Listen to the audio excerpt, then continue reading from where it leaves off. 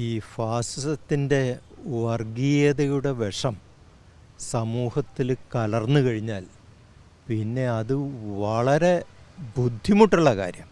ഈ ഭൂതത്തെ തുറന്ന് വിട്ടവർക്കടക്കം താൽക്കാലിക ലാഭത്തിന് വേണ്ടി പോലും അതിനെ പിടിച്ചു നിർത്താൻ പറ്റുന്നില്ല എന്നാണ് ഇപ്പോൾ കേരള ഘടകം BJPയുടെ തത്രപ്പാട് കാണുമ്പോൾ നാം മനസ്സിലാക്കുന്നത്. അവർക്ക് താൽക്കാലികമായ ചില രാഷ്ട്രീയ ലക്ഷ്യങ്ങളാണെങ്കിൽ കൂടി അവിടെയുള്ള വർഗീയവാദികളെ അവർക്ക് നിയന്ത്രിക്കാൻ പറ്റുന്നില്ല.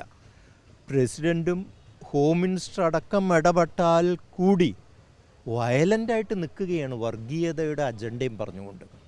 ഇതാണ് ഒരു ഏകാധിപത്യ ഭരണകൂടവും ഫാസിസ്റ്റ് ഭരണകൂടവും തമ്മിലുള്ള വ്യത്യാസം. ഏകാധിപത്യം ഏറ്റവും മോശമാണ്.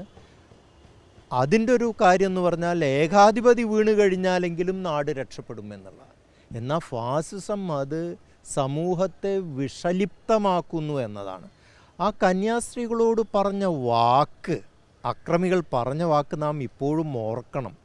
നിങ്ങൾക്ക് ഭക്ഷണം തന്ന് നിങ്ങൾക്കിവിടെ താമസിക്കാൻ സൗകര്യമുണ്ടാക്കി തന്നിട്ട് നിങ്ങൾ ഞങ്ങളുടെ മതത്തിനെതിരായി പെരുമാറുന്നു. അപ്പോൾ ഇവരിവിടുത്തെ പൗരന്മാരല്ലേ, ഇന്ത്യക്കാരല്ലേ? ഇങ്ങനെ ഒരു നാട്ടിലുള്ളവരെ തന്നെ അപരവൽക്കരിക്കുക, അന്യവൽക്കരിക്കുക എന്നതാണ് ഫാസിസത്തിൻ്റെ അജണ്ട. അത് കേട്ടിട്ട് കന്യാസ്ത്രീകൾ വല്ലാത്ത തളർന്നുപോയി. അവർക്ക് അറസ്റ്റ് ചെയ്യുന്നതിലായിരുന്നില്ല, അതിലും വലിയ ഭീകരമായ ഒരു ആഘാതമാണ്. ഞാൻ ഈ ഇന്ത്യ രാജ്യക്കാരനല്ല, ഇന്ത്യ രാജ്യക്കാരിയല്ല എന്നൊരു ന്യൂനപക്ഷത്തിൻ്റെ മനസ്സിൽ വിഹ്വലതകളുണ്ടാകുക എന്ന് പറഞ്ഞാൽ പിന്നെ ഈ രാജ്യം ശിഥിലമാവുക എന്നൊരവസ്ഥയിലേക്കല്ലേ നാം പോയിക്കൊണ്ടിരിക്കുന്നത്.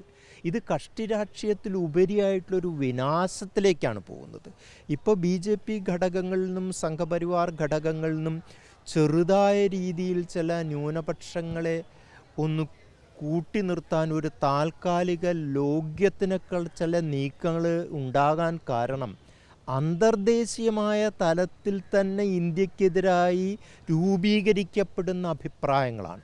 പക്ഷേ അവർക്ക് തന്നെ ഇതവരുടെ നിയന്ത്രണത്തിനല്ല എന്ന് മനസ്സിലാവുന്ന ഒരവസ്ഥയിലേക്ക് കാര്യങ്ങൾ പോകുന്നു എന്നതാണ് ഈ സംഭവം വെളിച്ചത്ത് വരുത്തുന്ന ഒരു പ്രധാനപ്പെട്ട കാര്യം.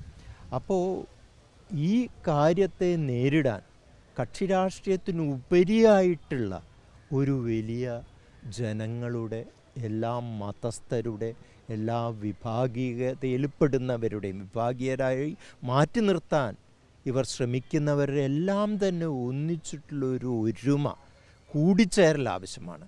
ഇതിപ്പോൾ ക്രിസ്ത്യാനികളെ മുസ്ലിങ്ങൾക്കെതിരായി തിരിക്കുക, മുസ്ലിങ്ങളെ ഹിന്ദുക്കൾക്കെതിരായി തിരിക്കുക, ഹിന്ദുക്കളെ എല്ലാവർക്കും എതിരായി തിരിക്കുക എന്ന അജണ്ടയുടെ കാര്യം ഇവർ ആളുകളെ കൂട്ടുന്നത് ഈ വിശ്വാസം, മതവിശ്വാസം എന്നൊരു ദൗർബല്യത്തിൽ പിടിച്ചുകൊണ്ടാണല്ലോ. അപ്പോൾ മതവിശ്വാസത്തിൻ്റെ പുരോഗമനപരമായിട്ടുള്ള മൂല്യങ്ങളെ ഉയർത്തിപ്പിടിച്ചുകൊണ്ട് മാത്രമേ നമുക്ക് നേരിടാൻ പറ്റുകയുള്ളൂ. ഇക്കുടി മാർക്സിസ്റ്റ് പാർട്ടിയുടെ ദേശീയ തലത്തിലുണ്ടായ തീരുമാനത്തിനൊക്കെ വളരെ പ്രസക്തിയുണ്ട്.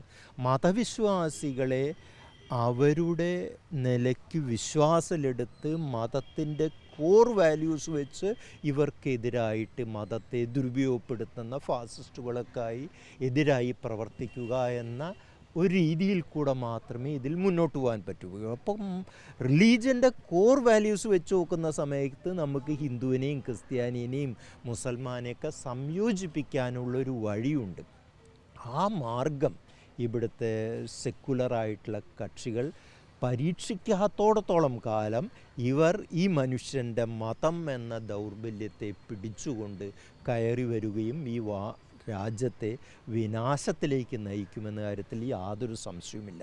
അപ്പോൾ ഇതൊരു സാംസ്കാരിക പ്രവർത്തനം ആയിട്ട്, തത്വചിന്താപരമായിട്ടുള്ളൊരു പ്രവർത്തനമായിട്ടും കൂടി നാം വികസിപ്പിക്കേണ്ട ഒരു ഘട്ടത്തിൽ